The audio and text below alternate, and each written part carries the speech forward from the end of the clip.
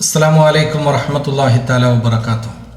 അൽഹംദുലില്ലാഹ് വസ്സലാത്തു വസ്സലാമു അലാ റസൂലില്ലാഹ് വഅലാ അലിഹി വസ്സഹ്ബിഹി അജ്മഈൻ. അമ്മാ ബഅദ്.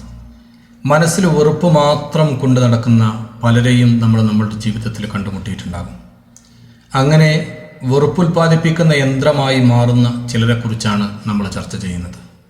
നിങ്ങളൊക്കെ കേട്ട ഒരു പേരാണ് നിരീശ്വരവാദിയായ ജബ്ബാർ മാഷ്. ജബ്ബാർ മാഷിന് മതവിശ്വാസികളോട് സ്വല്പം വെറുപ്പ് കൂടുതലാണ്. അവരുടെ ആചാരങ്ങളോടും അനുഷ്ഠാനങ്ങളോടും വെറുപ്പ്. പക്ഷേ പുള്ളി പേരിൽ ജബ്ബാർ ആയതിനാൽ മുസ്ലിങ്ങളാണ് അദ്ദേഹത്തിൻ്റെ ടാർഗറ്റ്. ഓരോ ദിവസവും ഉണരുന്നത് തന്നെ ഇന്ന് ഏതെങ്കിലും മുസ്ലിമിന് എന്തെങ്കിലും വീഴ്ച സംഭവിച്ചോ എന്ന് ചോദിച്ചന്വേഷിച്ചുകൊണ്ടാണ്. അറബി ഭാഷ അറിയാത്ത അദ്ദേഹം അറബി ഭാഷയിൽ അവതീർണമായ വിശുദ്ധ ഖുർആന്റെ മനോഹരവും സങ്കീർണവുമായ വ്യാകരണ നിയമങ്ങളിലെ തെറ്റുകൾ കണ്ടെത്തി എന്ന് പറഞ്ഞ് എന്തൊക്കെയോ വിളിച്ചു പറയും. പ്രവാചകൻ മുഹമ്മദ് നബി സല്ലല്ലാഹു അലൈഹി വസല്ലമ തങ്ങളുടെയും അനുചരന്മാരുടെയും മഹത്തായ ചരിത്രത്തിൽ നിന്ന് ഓരോ ഭാഗങ്ങൾ അടർത്തിയെടുത്ത് അല്പം മാറ്റിത്തിരുത്തലുകളും സ്വല്പം മസാലയും ചേർത്ത് ഭംഗിയായി അവതരിപ്പിച്ച് കൃത്യമായി ആളുകളെ പിഴപ്പിക്കും. അത് കണ്ട് നാസ്തിക കുഞ്ഞാടുകൾ കൈയടിക്കും. മനുഷ്യരക്തം പൂണ്ട പിശാചുക്കൾ ആർത്തിച്ചിരിക്കും. യഥാർത്ഥത്തിൽ വെറും വെറുപ്പുൽപ്പാദിപ്പിക്കുന്ന ഫാക്ടറികൾ മാത്രമാണ് നിരീശ്വരവാദികൾ. എല്ലാവരെയും പരിഹസിക്കണം, പരമാവധി പരിഹസിക്കണം എന്നതിലുപരി ഒരു ജീവിത ലക്ഷ്യവും അവർക്കില്ല.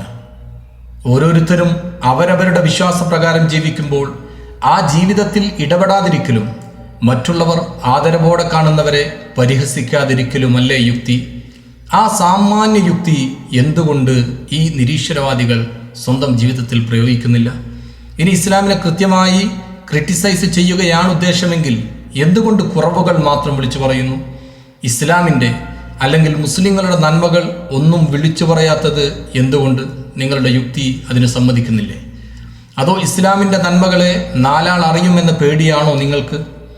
മുസ്ലിങ്ങളോട് വെറുപ്പുള്ളത് കൊണ്ട് തന്നെ മുസ്ലിങ്ങളുടെ ആരാധ്യനായ അള്ളാഹു സുബ്ഹാനഹു വ തആലയോടും ജബ്ബാർ മാഷിന് അടങ്ങാത്ത കലിപ്പാണ്. പ്രപഞ്ചം ഒരു സുപ്രഭാതത്തിൽ തനിയെ ആരുടെയും സഹായമില്ലാതെ ഒറ്റക്ക് ഉയർത്തെഴുന്നേറ്റ് വന്നതാണെന്ന ആനമണ്ടത്തരം ആളുകൾ വിശ്വസിക്കാത്തതിന് അള്ളാഹുവിനോട് എന്തിനാണ് വിരോധം? പ്രപഞ്ചം സ്വയം ഉണ്ടായതാണെന്ന് മുസ്ലിങ്ങൾ അംഗീകരിക്കാത്തത് അതിനൊരു സൃഷ്ടാവുള്ളത് കൊണ്ടാണ്. ആ സൃഷ്ടാവായ ശക്തിയാണ് അള്ളാഹു. ഇത് മനസ്സിലാകണമെങ്കിൽ ജബ്ബാർ മാഷ് സ്വന്തം കയ്യിലുള്ള മൊബൈൽ ഫോണെങ്കിലും ഒന്ന് നോക്കണം.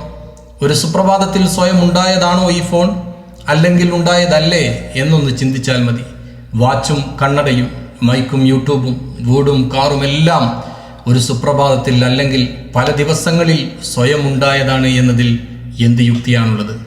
വിശുദ്ധ ഖുർആൻ പറയുന്നത് അവലം യറല്ലദീന കഫറു അന്ന സമാവാതി വൽ അർള കാനതാ റത്ഖൻ ഫഫതഖനാഹുമാ വജഅൽനാ മിനൽ മാഇ കുല്ല ഷൈഇൻ ഹയ്യ് അഫലാ യുഅ്മിനൂൻ. സൂറത്തുൽ അംബിയാഇന്റെ 30-ാമത്തെ ആയത്ത്.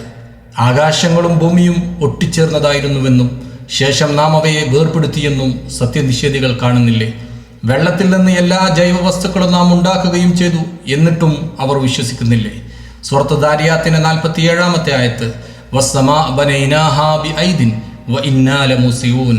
ആകാശമാകട്ടെ നാം അതിനെ കരങ്ങളാൽ നിർമ്മിച്ചിരിക്കുന്നു, തീർച്ചയായും അതിനെ നാം വികസിപ്പിച്ചുകൊണ്ടേയിരിക്കുന്നവനാണ്, പ്രപഞ്ചത്തെ വികസിപ്പിച്ചുകൊണ്ടേയിരിക്കുന്നവനാണ്.